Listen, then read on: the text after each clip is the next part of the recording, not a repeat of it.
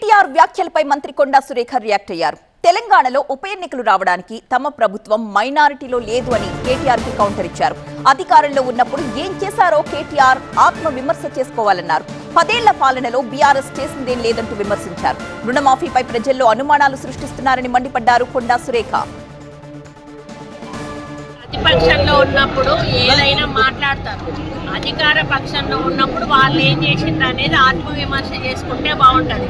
వాళ్ళు చెప్పినవన్నీ కూడా అమలు చేసినామని చెప్పి ఒక వైట్ పేపర్ విడుదల చేయమని చెప్పండి. ఏవైతే వాళ్ళు హామీలు ఇచ్చారో, ఎలక్షన్ మేనిఫెస్టోలో పెట్టారో అవన్నీ కూడా 10 సంవత్సరాల వాళ్ళ పరిపాలనలో మేము అమలు చేసాము. 100% అమలైనవి, అర్హులైన వాళ్ళకే ఇచ్చాము అనేది ఒకటి విడుదల చేయమనండి. దానికి నేను ఆన్సర్ చెప్తాను. ఇప్పుడు ఆయన అడిగిన దానికి కాబట్టి వాళ్ళు ఉన్నప్పుడు చెయ్యలేదు, మేము చేస్తా ఉన్నదాన్ని చెడగొట్టే ప్రయత్నం చేస్తా ఉన్నారు. మేము ఏం చేసినా విమర్శించడమే ఒక పనిగా పెట్టుకున్నారు.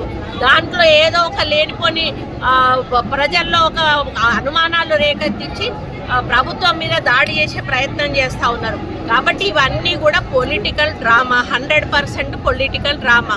వాళ్ళు 10 ఏళ్ళు ఉండి చేయలేనటువంటి పని సంవత్సరంలో మేము చాలా చేసి చూపించాము. ముందుకు వస్తాయండి బై ఎలక్షన్లు. మేము మైనారిటీలో ఉన్నామా? ప్రజాప్రభుత్వము, ప్రజాస్వామ్య పద్ధతిలో ఎన్నుకున్న ప్రభుత్వం 5 సంవత్సరాలు ఉంటుంది. మీరు మొత్తం ప్రజల సొమ్ము పీల్చుకొని పిప్పి చేసి తిని కోట్ల రూపాయలు దండుకున్నా కూడా మీరు 10 ఏళ్ళు ప్రభుత్వం నడిపారు కదా. మళ్ళీ ఎలక్షన్లు వస్తాయని మీరు పడిపోయారు కదా. మరి మేమెందుకు పడిపోతాం మధ్యలో? ఆ మాత్రం ఇంగిత జ్ఞానం లేకపోతే ఎట్లా? ఆయనకి ప్రజాస్వామ్యం అంటే ఏంటిదో కొంచెం తెలుసుకొని మాట్లాడితే బాగుంటుంది.